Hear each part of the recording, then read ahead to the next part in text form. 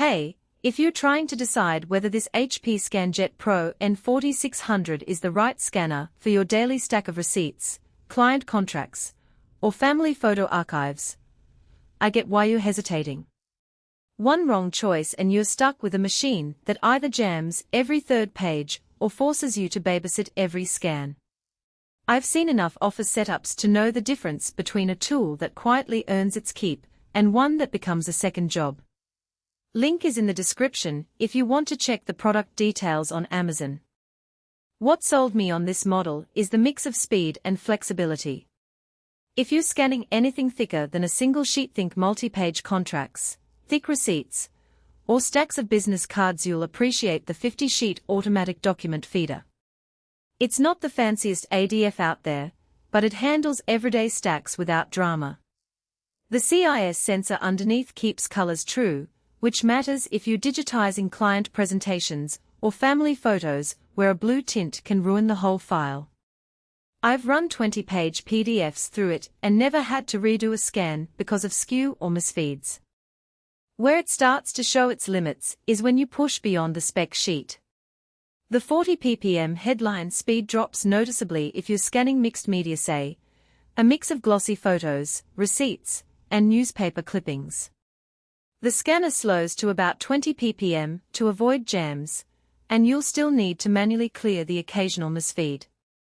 If your daily volume is under 200 pages, that trade-off is fine. If you're aiming for 500 pages a day, you'll want a heavier-duty ADF and a faster warm-up cycle. The connectivity bundle is actually useful here. Most scanners give you one cable and call it a day, but this one throws in USB, Ethernet, and Wi-Fi.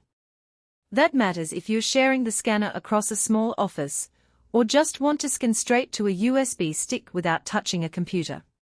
I set mine up on Ethernet so it stays on the network even if the desktop it's plugged into restarts. The only catch is the Wi-Fi setup can be finicky if your router uses a non-standard channel width. Expect to spend 5 minutes tweaking settings the first time around. Scan to USB is the feature that surprises people who've only used older scanners. You can walk up, load a stack, hit the scan button, and walk away with a PDF on a thumb drive. No drivers, no software installs, no IT tickets. That alone saves me about 20 minutes a week compared with the last scanner I owned. The downside is the PDFs come out as single files by default, so if you need each page as a separate JPEG, you'll have to switch modes or run a quick split later. Who should buy this? If you're a freelancer, small business owner, or even a parent digitizing school forms and old photos, this scanner will handle 90% of what you throw at it without making you feel like an IT specialist. It's also a solid fit if you occasionally need to scan to cloud services like Dropbox or Google Drive, because the bundled software supports those destinations out of the box.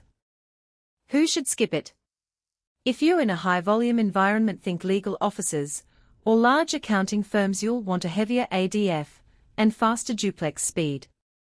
The 50-sheet capacity and 40 ppm headline speed won't keep up with all-day scanning, and the lack of an automatic document feeder on the flatbed lid means you'll still be lifting the lid for thick stacks.